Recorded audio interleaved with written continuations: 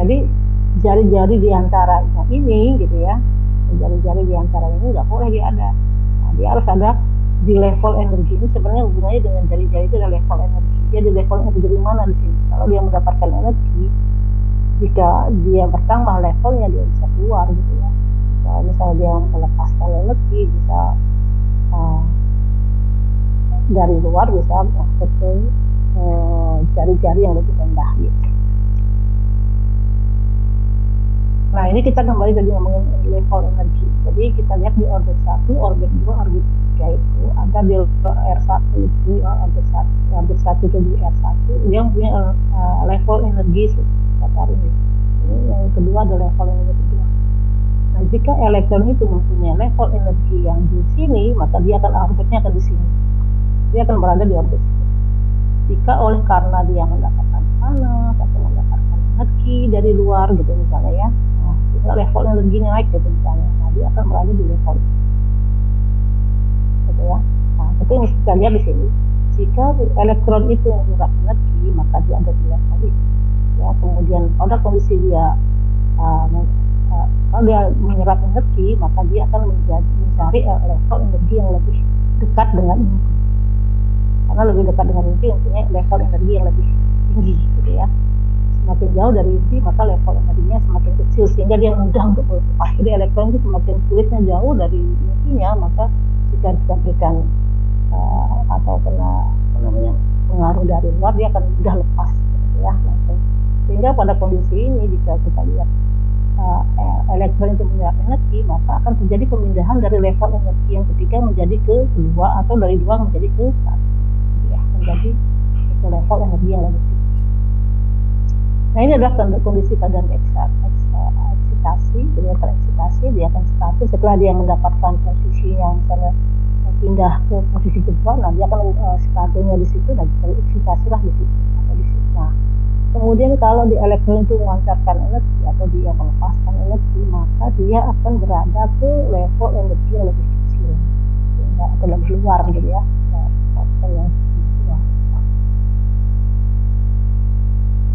Nah, kemudian kita lihat level energi tadi. Nah, kemudian kita membicarakan tentang kristal. Tadi atom, ada yang juga berupa kristal. Kalau dia berdiri sendiri jadi atom. Kalau kita lihat atom-atom itu akan bergabung dengan pola atom yang tertentu membentuk padatan dikatakan sebagai kristal. Ya, jadi dia bisa dikatakan sebagai bentuk kristal gitu ya. Sehingga gaya saling memegang atom. Jadi kita lihat, jadi nanti tadi ini kan atom-atom tadi kalau dia berkaitan ya atau bergabung dengan pola tertentu dia akan bentuk sebuah kristal. Nah, misalnya ini adalah contohnya ada silikon tadi ya. Terus tadi kita lihat ada beberapa silikon dia akan membentuk kristal dengan bentuk seperti ini kan. Jadi gaya tarik ini dikatakan sebagai ikatan kovalen ya. Jadi orbit elektron pada kristal dipengaruhi oleh muatan atom itu sendiri, inti dan elektron pada atom lain dalam kristal. Kita lihat ini bagaimana komposisi, dia strukturnya, gitu juga sangat dipengaruhi oleh intinya, jadi elektron dari kristal itu sendiri. Nah, karena tiap elektron mempunyai kedudukan yang berbeda dalam kristal, sehingga tidak ada dua elektron yang benar-benar mempunyai pattern muatan yang sama. Kita lihat sini ya. Ini adalah level energinya, kita lihat di sini kita pertamanya, kemudian kita kedua, kita valensinya, dan kita konduksinya. Artinya dikatakan konduksi jika dia ada elektron yang terlepas, ada pergerakan elektron. Nah itu ya, yang baru kita lihat. Kita valensi ada di sini, seperti tadi. Dia valensinya berapa? Ada elektron di lapis terluarnya, itu ada 4 misalnya. Nah, dikatakan konduksi jika ini level energinya di sini, artinya elektron tadi terlepas. Nah, baru dikatakan dia konduksi ya. Nah, konduksi apa? Berarti ya, dan dia mulai bisa menghantarkan listrik. Nah, itu dengan jumlah elektron yang kelihatan pada satu orbit dengan level energi yang sedikit berbeda. Nah, ini yang dikatakan. Jadi ini level-level ini dikatakan karena di sini mengumpulnya energi-energi yang dimiliki oleh elektron elektron itu di sini dikatakan, nah karena jumlahnya elektron di miliaran banyak gitu ya. Kalau kita lihat dalam misalnya satu kabel atau satu plat gitu, itu isinya elektronnya itu banyak sekali gitu ya. Nah itu dikatakan nanti akan mempunyai level-level energi yang berupa kita energi. Nah, baik itu kita pertama, kedua, valensi atau konduksi. Nah, jenis-jenis ikatan kimia dalam material itu kita lihat ada namanya ikatan ionik, basa kalian ya, Na plus, Cl-min, gitu, K plus, min gitu ya contohnya ya. Kemudian ada ikatan kovalen gitu ya. Kovalen Sp-nya ada 4 gitu, elektron terluarnya misalkan jumlah. Nah, adalah ikatan logam gitu ya. Misalnya Cu, Ag, Fe itu dikatakan sebagai ikatan logam. Kemudian ada ikatan van der Waals, solid argon, ikatan organik itu masuk dalam ikatan van der Waals. Nah, ini nanti kita akan. Nah, mungkin di kimia sudah ya, kemarin sudah sempat kita bahas ya beberapa jenis-jenis ikatan ini, yang mana yang masuk ionik, mana kovalen, mana logam, dan mana van der Waals gitu ya. Nah, itu yang kita tidak akan membahas lebih detail, tapi kita akan membahas tentang material. Nah, struktur kristal, kita akan mengenal kristal, bagaimana atom-atom itu. Nah, struktur kristal itu adalah bagaimana posisi atom-atom itu di dalam strukturnya. Kalau kita lihat bisa dia berbentuk putih gitu ya, artinya di titik-titik seperti di sinilah atom-atom itu bentuknya adalah ikatan atau bisa berupa heksagonal. Heksagonal itu adalah seperti ini, ada 8 ya, 1, 2, 3, 4, 5, 6, 7, 8 sisi gitu ya. Yang itu adalah struktur kristal. Nah, yang kedua adalah material konduktor, adalah material yang memiliki nilai konduktivitas yang tinggi. Nah, apa saja yang masuk dalam konduktor? Nah, itu adalah logam ya. Ciri khasnya adalah, kalau kita membicarakan tentang konduktor, ciri khasnya adalah kehadiran elektron bebas yang berada pada pita konduksi yang overlap dengan pita valensi dan siap untuk berkonduksi. Kalau misalnya mana yang paling konduktivitasnya paling tinggi, nah biasanya kita lihat tadi pita tadi, jadi energi yang dimiliki elektron itu overlap antara pita valensi dengan pita konduksinya. Sehingga kalau kita berikan sedikit saja beda tegangan gitu, langsung dia kan berkonduksi gitu ya, langsung dia mampu mengalirkan arus listrik. Itu adalah ciri khas dari konduktor. Nah, bagaimana pergerakan elektron yang ada di dalam pita valensi dan pita konduksi, terutama di tingkat konduksi ya. Nah, kalau kita lihat pada saat logam tidak dipengaruhi medan, elektron itu akan bergerak secara random di atas kertas. Ini elektron dia akan bergerak seperti ini. Dan ini bergerak seperti ini, dia bergerak seperti ini. Dan misalnya ada elektron ini, kita punya elektron, dia bergerak seperti ini, ke sini, gitu ya, ini atas. Di dalam logam, ya, mungkin kalian berpikir nih, logam itu kan kita lihat misalnya nih, plat besi gitu ya.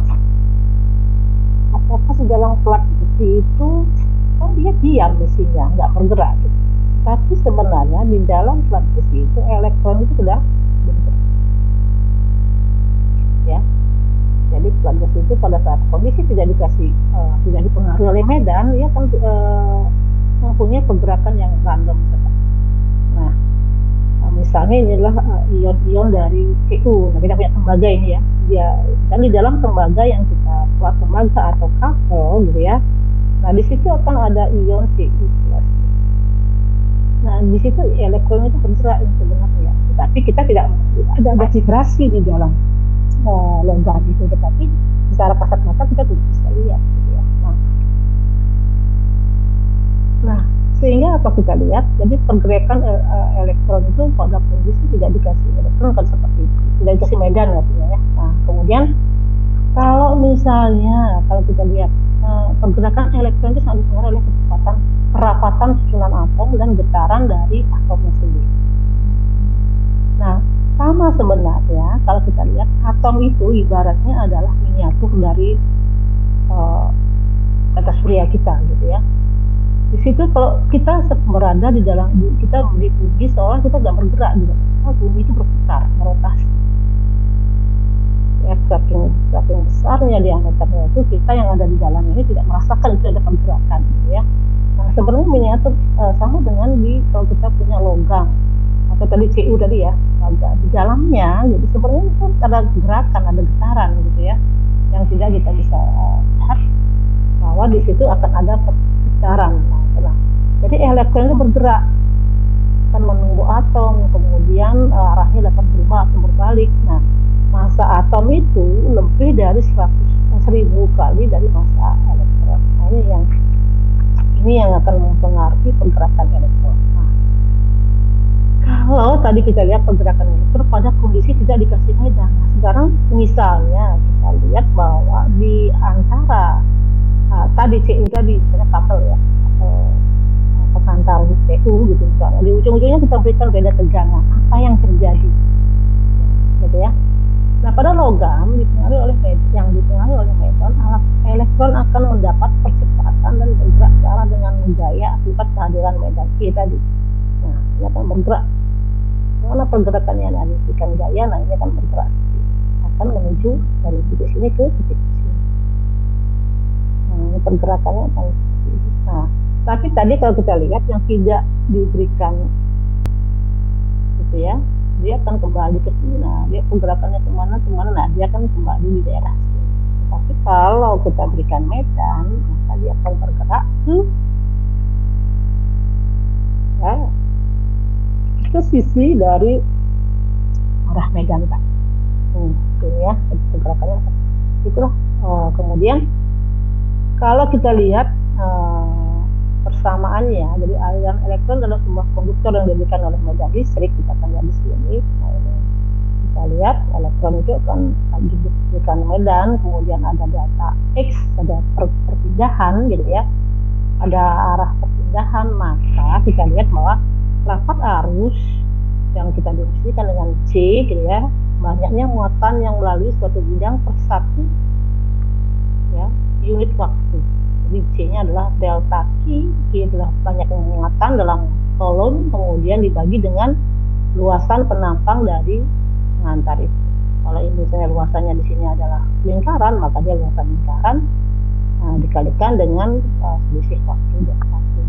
Itu adalah rapat arus. Jadi kerapatan arus yang di sini tergantung dari luasannya. Semakin luas, maka kerapatannya akan semakin kecil, gitu ya. Maka dengan kalau kita berada di dalam ruangan misalnya, ruangan kita misalnya ada 20 orang, ruangannya dengan ruangan 10 meter persegi gitu misalnya. Kemudian kita disempitkan lagi 5 meter persegi, nah kita akan semakin merapat gitu ya, sehingga kerapatannya semakin analoginya ya. Nah kemudian bagaimana elektronnya gitu kalau bergerak berlawanan arah medan dengan kecepatan, sehingga kita lihat bahwa kecepatan dari elektron bergerak itu atau driftnya ya, kecepatan drift dari elektron gitu kadang-kadang per n. N itu apa? Jumlah elektron yang konduksi ya, dikalikan dengan Px1. Apa itu Px1? Itu kecepatan elektron ke x1 ya, ke 1 arah sumbu x gitu ya. Px2 apa? Berarti kecepatan elektron kedua ke arah sumbu ya. Nah, kita lihat ada n konduksi, ada misalnya 1000 apa namanya, atau ada 100 elektron yang konduksi. Nah maka itu akan menjadi 100 x100 ada sumbu x ya. Nah, kemudian jumlah elektron persatuan unit volume adalah n sama dengan n per v gitu ya. Sehingga kita lihat bahwa total muatan yang melalui bidang A itu adalah E dikalikan dengan N dikalikan dengan A dikalikan delta X. Misalnya adalah E ya, N kemudian satuan volume ya, A, kemudian PdX, sehingga rapat arusnya arah sumbu X-nya itu adalah delta T, jadi dibagi dengan A dikalikan delta T, delta T-nya sendiri adalah ini gitu ya, kita dapatkan dibagi ini, sehingga rapat arus arah sumbu X gitu besarnya adalah N ya, elektron, kemudian N adalah jumlah elektron per volumenya dikalikan dengan kecepatan PdX-nya ya.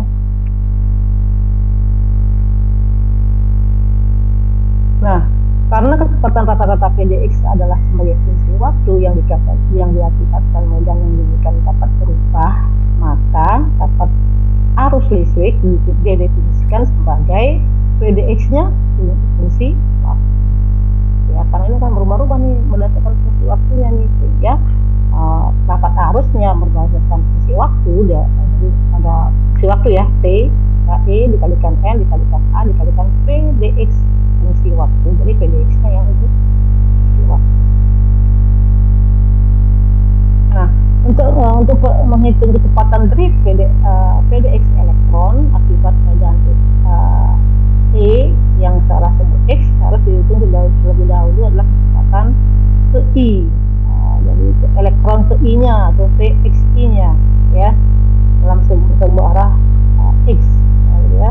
Nah, jadi kecepatannya adalah A sama dengan E dikalikan medan X-nya dibagi dengan massa dari elektronnya gitu ya. Kemudian kecepatan kecepatan dari elektron ke I pada sumbu X adalah ya,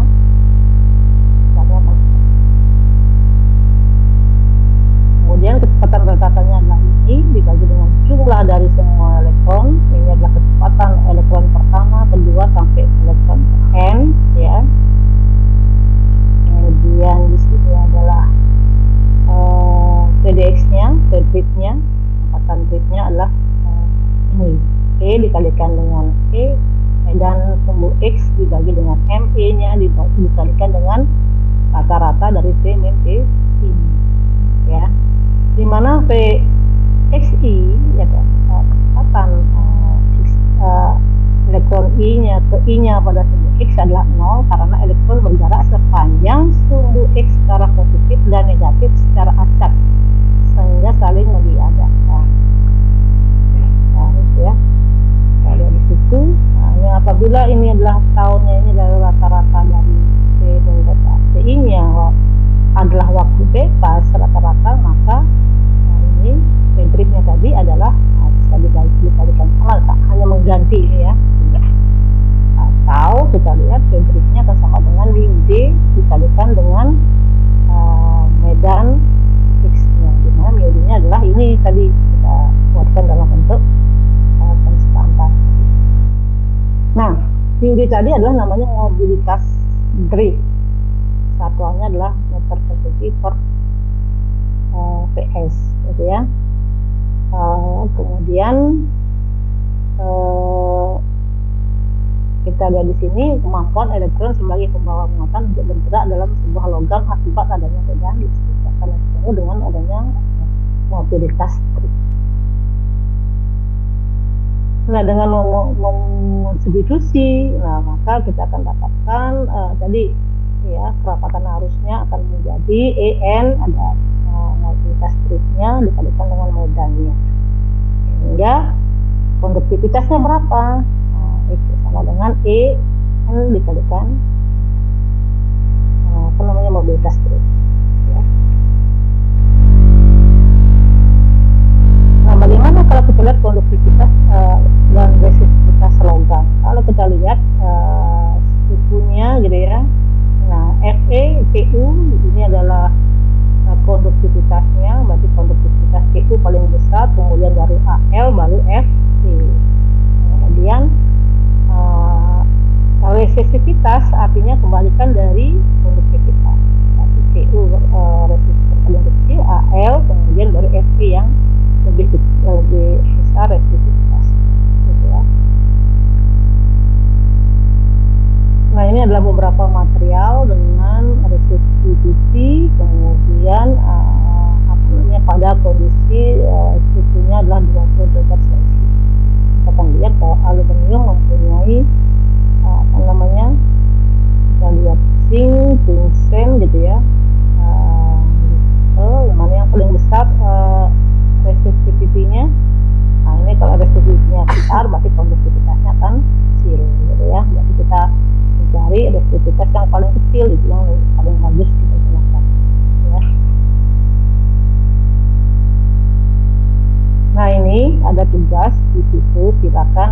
kalian kerjakan dan kumpulkan di tanggal 18 September paling terakhir ya untuk tugas ini. Itu adalah menghitung mobilitas Swift dari elektron gitu ya. Kemudian yang kedua adalah sebuah kawatsu mempunyai resistivitas yang sebesar 1,54 kali 10 pangkat 8 ohm pada temperatur ruang pada sepanjang kawat diberikan listrik atau listrik ya kata sentimeter ya. Nah itulah kecepatan bit rata-rata elektron. Nah tugas ini silakan dikerjakan nanti dikumpulkan di leads gitu ya. Nah, dan nanti ininya tolong diberikan ya apa namanya hardnya juga diberikan. Ini adalah referensinya. Silakan kalau ada yang bertanya dulu untuk materi pertama ini.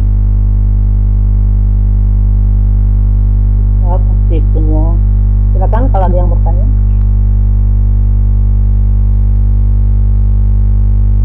Permisi Bu, maaf. Iya. Saya belum isi absen M2 Bu, maaf. Tadi ada error sedikit. Di apa di minggu kedua ya?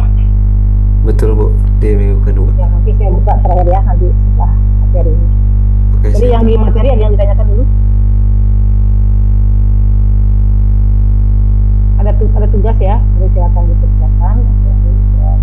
Jadi kalau ini tugas, saya coba apa namanya? Sudah. Ini Bu, Ya.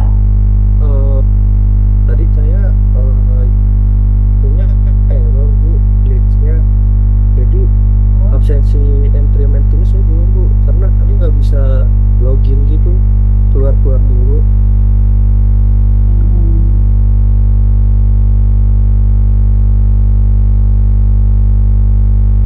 Oke, nanti saya buka aja deh. Jangan dulu di terakhir saya akan bukakan lagi. Ada lagi yang terkait dengan materi dulu?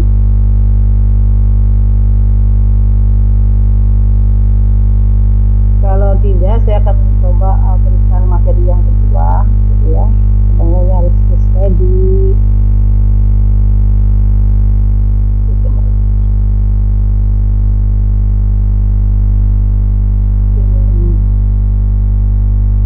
lain.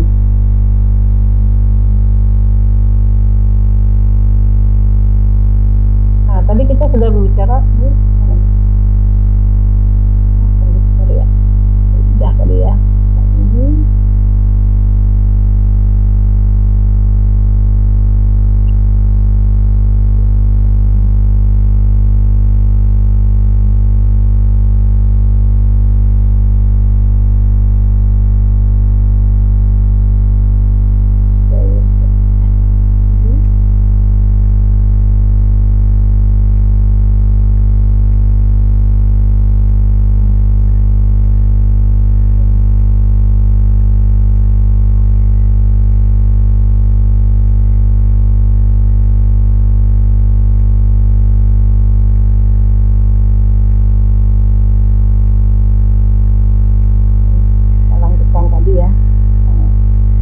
jadi kalau kita bicara tadi konduktor ada kecepatan apa namanya dia akan memiliki kecepatan grid gitu ya sama mobilitas grid gitu ya sama kuat antar arusnya atau kerapatan arusnya gitu ya. Nah ada sisi dari konduktor yang lainnya adalah pengaruh temperatur terhadap resistitivitasnya, bahwa ternyata konduktor jika kita panaskan konduktivitasnya akan menurun atau resistitivitasnya menaik. Karena kita akan lihat bagaimana hal itu bisa terjadi. Kelihatan udah ini saya screen-nya terlihat Ibu. Jadi kita berbicara tentang ini nih pengaruh temperatur terhadap resistitivitas. Bagaimana resistitivitas atau temperatur itu naik sehingga resistitivitasnya naik juga gitu ya. Nah kita lihat di sini bahwa atom itu akan selalu bervibrasi atau bergetar gitu ya. Nah oleh karena T adalah tau ini adalah waktu rata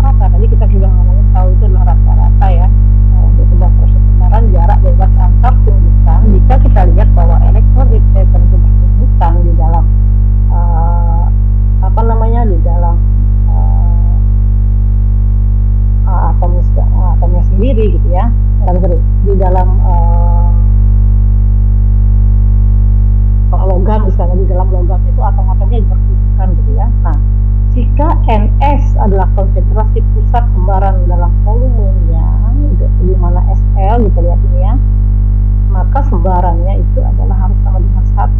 Jadi di sini jika ini ada elektron, ini elektron membentuk vibrasi, dia akan bergerak sehingga bergerak dari posisi A ke posisi B begini ya, di mana L-nya itu adalah jaraknya itu adalah U dikalikan dengan tau tadi. Ya, jadi ada jarak bebas antar tunjukan, jadi ini adalah antara jarak bebas antara satu dengan yang lain. Di mana kita lihat di sini adalah berapa luasan yang VA kuadrat, ini adalah luasan lingkaran gitu ya. Kemana dia akan bergetar? Nah, itu elektron bisa bergerak ke sana, bisa bergerak ke sini, ataupun atom gitu ya.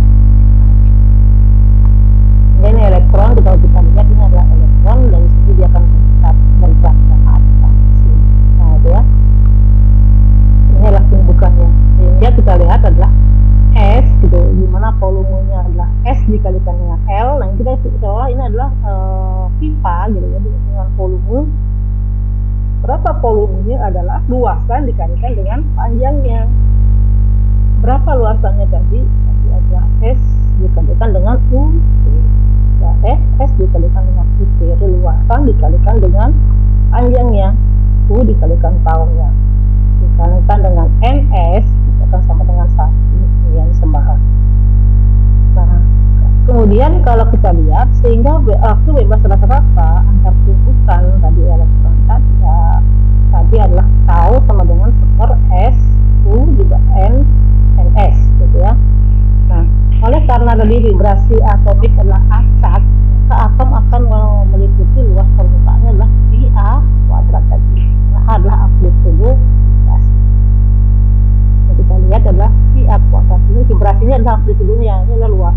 Amplitudo artinya jarak terjauh nanti ya. Kita lihat amplitudonya adalah pergerakan dari sini sampai sini. Maksimumnya ada di A gitu ya. Sehingga berapa luasnya gitu ya, di A kuadrat. Nah, selanjutnya waktu antar tumbukan tahu adalah berbanding terbalik dengan luas permukaannya. Ya, berbanding terbalik dengan luas permukaannya di sini. Nah, sehingga kalau kita lihat adalah tahu itu adalah skor VA kuadrat. Nah, tadi akibat pengaruh temperatur tadi, hingga vibrasi termal atom dapat diwujudkan dengan vibrasi harmonik sederhana, sehingga yang terikat pada pegas, di mana energi kinetik rata-rata osilasinya adalah EK ya. Energi kinetiknya adalah 1/4 dikalikan dengan M dikalikan dengan A kuadrat omega kuadrat. Ya, omega adalah frekuensi osilasi jadi ya.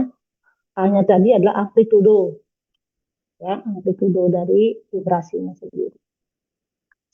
Sehingga EK tadi ya, energi kinetiknya adalah setara dengan energi termalnya, setengah dikalikan dengan K dikalikan dengan temperatur. Nah, kita ini kan mencari bagaimana hubungan antara energi kinetik dengan energi termal, karena kita akan mencari pengaruh temperatur gitu ya. Sehingga ini bicaranya dengan termal, sehingga M kuadrat omega kuadrat akan sama dengan 2KT. Nah, di sini setengah ya, setengah dikalikan 4 adalah 2K dikalikan temperaturnya. Konstanta, K-nya konstanta. Nah, selanjutnya tahunnya akan sebanding dengan seperti A kuadrat sebanding dengan sepertinya. Ini adalah temperatur ya. Atau C-nya sama dengan konstanta per T. Konstanta per T adalah konstanta yang tidak terikat dengan temperatur. T-nya adalah temperatur. Sehingga apabila tau disubstitusikan ke dalam tadi mobilitas stripnya, maka mobilitas stripnya akan sama dengan E dikalikan konstanta dibagi dengan massa elektron. Ini adalah muatan elektron, ini adalah massa elektron dibagi dengan massa elektron, EC-nya dibagi dengan massa elektron dikalikan dengan temperatur yang kita berikan pada konduktor itu. Sehingga kita lihat adalah resistivitas dari logam akan bagaimana hubungan temperatur terhadap resistivitas, maka kita lihat tahu ya, dari resistivitas adalah seperkonduktivitas, maka seper En mobilitas strippnya, kemudian sama dengan MT dibagi dengan E kuadrat NC. Atau ditulis bahwa resistitivitas sama dengan A adalah konstanta baru lagi gitu ya, yang konstanta kita gabungkan, maka resistivitas akan sama dengan konstanta A dikali dengan temperatur. Artinya resistivitas itu adalah sebanding dengan temperatur. Kalau temperatur sudah naikkan, maka resistivitasnya akan naik. Nah, sekarang kalau sudah tahu, jadi berdasarkan aturan Matheson dan koefisien temperatur dari resistivitas atau alfa, maka kita tahu adalah seperti adalah besarnya probabilitas sebaran ya akibat vibrasinya akan sama dengan sepertau T ditambah dengan sepertau I. Ini apa? Gitu ya. Jadi I adalah yang independen ya gitu ya. Kemudian kita lihat bahwa ini adalah 1 per tau T adalah probabilitas sebaran akibat vibrasi kisi-kisi saja gitu ya. Dan tau I adalah probabilitas sebaran akibat ketidakmurnian saja. Impurity, dan kalau yang I adalah impurity, yang ini adalah vibrasinya gitu ya. Ada 2 nanti yang mengaruhi dari sebaran, waktu sebaran. Dipengaruhi oleh impurity dari artinya seberapa besar ketidakmurnian dari bahan. Nah, kita tidak selalu bahwa misalnya kita punya tembaga itu tidak pure murni tembaga saja. Bisa saja di dalamnya sudah ada pengotor. Misalnya kenapa itu bisa jadi pengotor? Mungkin dalam proses pembuatannya tidak kurang murni atau ada masih kurang bersih gitu ya. Nah, itu akan mempengaruhi bagaimana kualitas impurity-nya. Seperti itu.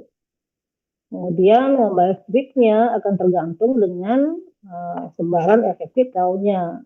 Itu tadi kan sudah lihat mobilitas stripnya adalah E tau per ME, sehingga persamaan di atas dapat ditulis juga dalam lambang mobilitas stripnya adalah per mu D sama dengan per mu L ditambah per mu I. Ini adalah berdasarkan impurity-nya, ini adalah berdasarkan dari vibrasinya saja gitu ya. Gitu. Sehingga nanti kita lihat di situ adalah di mana mu L sama dengan ini, mu I-nya adalah taunya I gitu ya. Nah, secara overall dari semua kalau kita lihat resistivitas efektif itu dipengaruhi oleh tadi ya, oleh sebaran akibat vibrasi termalnya dan akibat ketidakmurniannya. Jadi tadi kita lihat bahwa resistivitas dipengaruhi oleh suhu. Nah, ternyata selain suhu yang mempengaruhi adalah ketidakmurnian dari materialnya, gitu ya. Jadi kalau kita lihat bagaimana konduktor itu akan resistivitasnya akan naik berdasarkan kenaikan suhu, dan semakin dia tidak murni maka campuran, jadi campurannya tinggi ya. Nah, itu sangat mempengaruhi resistivitasnya akan menjadi tinggi juga. Nah, tinggi ini adalah jadi ini adalah akibat temperaturnya adalah besarnya pengaruh oleh mu L, jadi di mana pengaruhnya temperatur di sini adalah mu I. Mu I itu di ketidakmurniannya gitu ya. Jadi kita contoh. Nah, ini adalah tadi oleh temperatur dan selanjutnya logam. Nah, karena kita lihat akibat ada juga ya, resistivitas dapat juga diakibatkan kerusakan cacat kristal lainnya. Artinya bisa saja di dalam strukturnya terjadi kecacatan gitu ya. Tadi resistivitas dipengaruhi oleh suhu E, kemudian didasarkan ketidakmurnian. Artinya C ini ada logam-logam lain pengotornya. Nah, ada lagi penyebab yang lain, yaitu adalah akibat adanya kerusakan atau kecacatan kristalnya. Nah, proses sebaran ini menambah resistivitas logam sebagaimana proses sebaran, sehingga bisa juga dituliskan bahwa tadi temperatur juga bisa juga kerusakan vigorusnya ya, ada terjadi kerusakan strukturnya. Nah, itu juga bisa meningkatkan resistivitasnya. Atau di sini R-nya adalah resistivitas residu atau ketidakmurnian, kerusakan, cacat dan lainnya, gitu ya. Jadi sehingga impurity-nya sudah masuk di dalam vigorus atau residunya ini. Nah, itu. Sehingga nanti kita lihat bahwa bagaimana pengaruh temperatur terhadap resistivitas. Nah, dia akan mendekati persamaan seperti ini. Ada temperatur dan ada B tadi. B itu apa? Konstanta yang tadi misalnya impurity, kemudian kerusakan struktur gitu ya. Nah, itu di mana itu terlepas dari temperatur.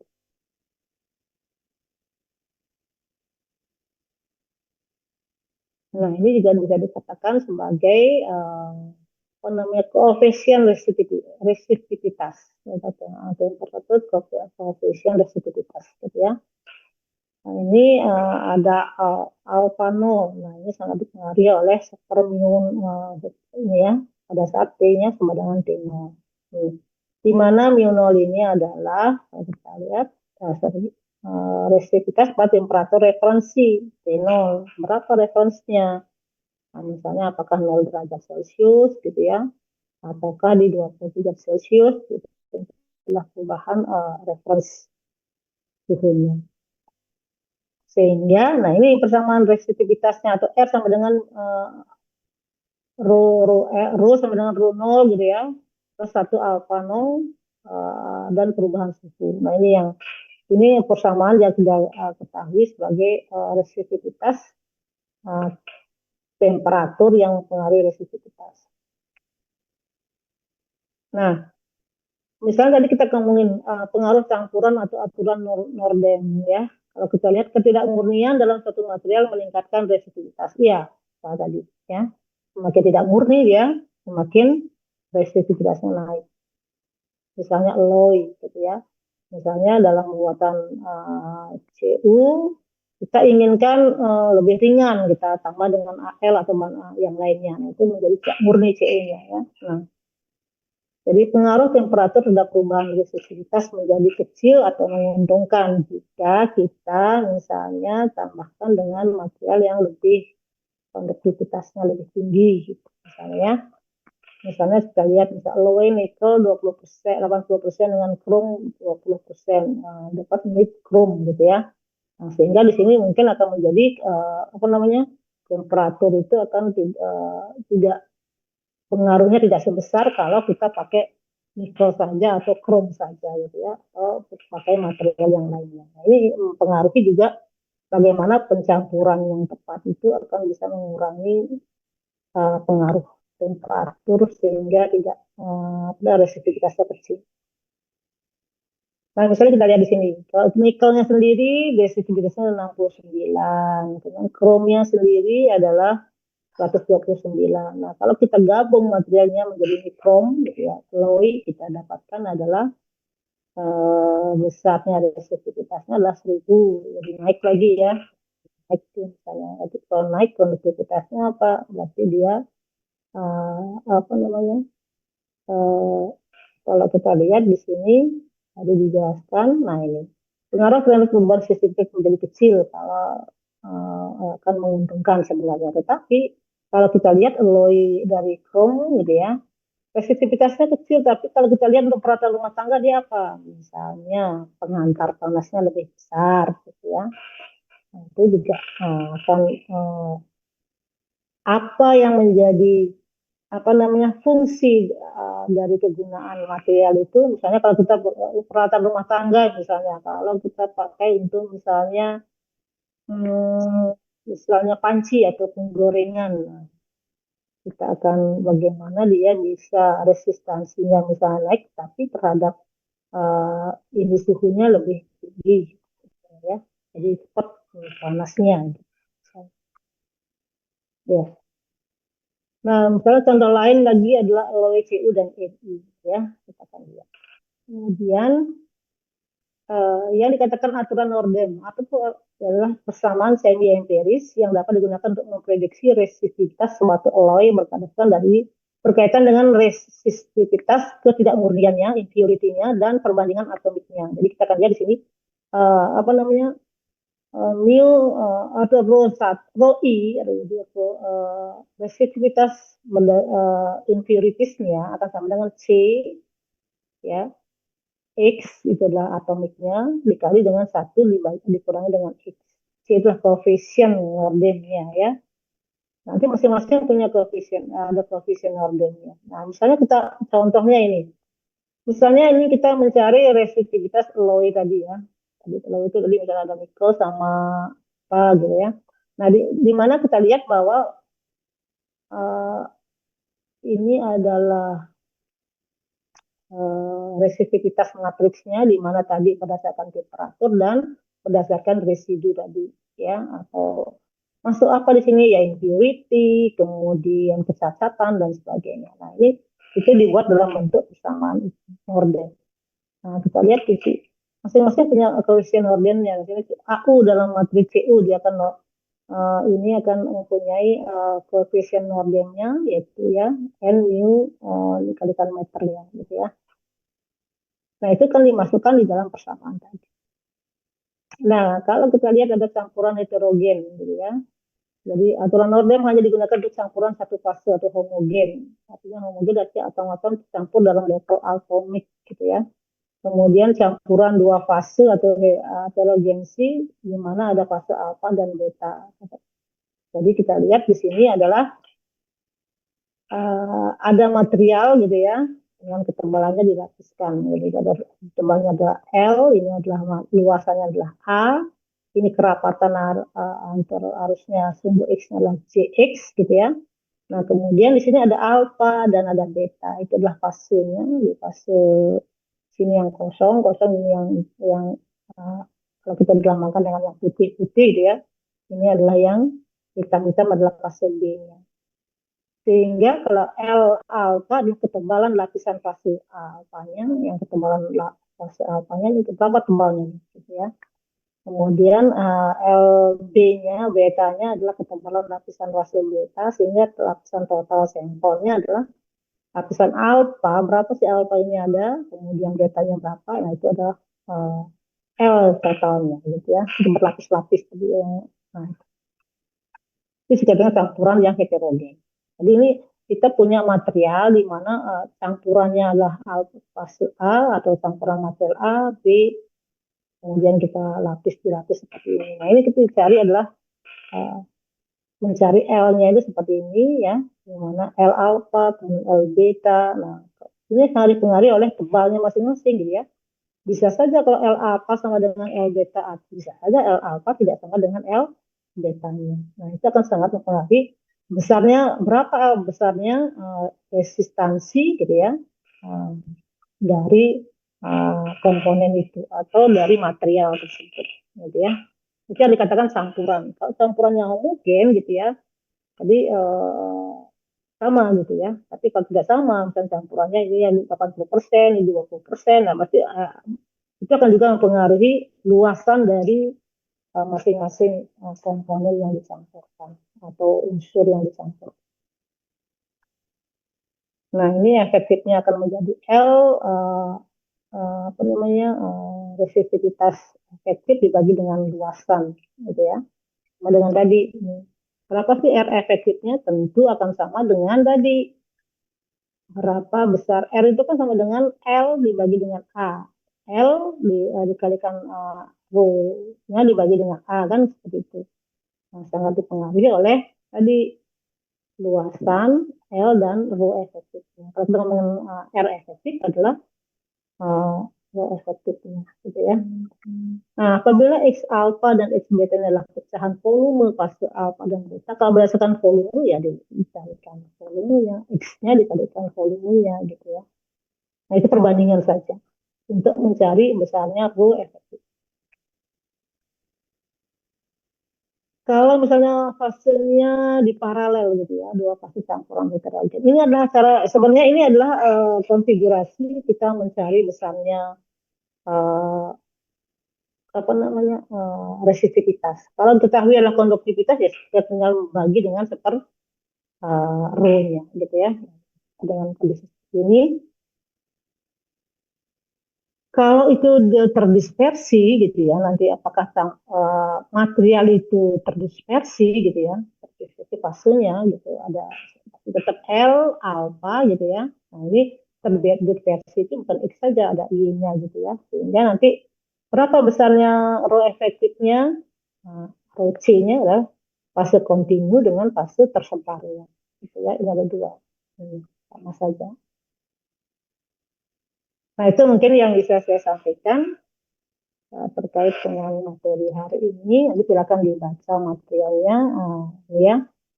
Nah, harapan saya itu teori apa namanya reference sudah saya berikan, kemudian PPT-nya ada. Nanti silakan kurang jelas ditanyakan. Nanti juga bisa dicari di reference-nya, dibaca kembali, gitu ya. Silakan kalau ada yang bertanya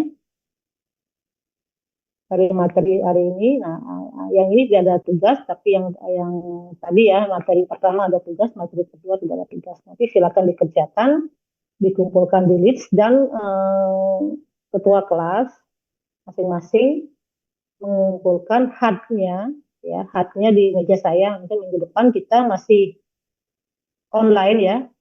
Kalau nggak online mungkin nanti saya berikan apa namanya video pembelajaran. Nanti silakan ya dengan tugas-tugas nanti akan saya berikan, karena kemungkinan besar saya minggu depan beberapa dosen elektro juga tidak bisa mengisi karena kita akan ada dinas ke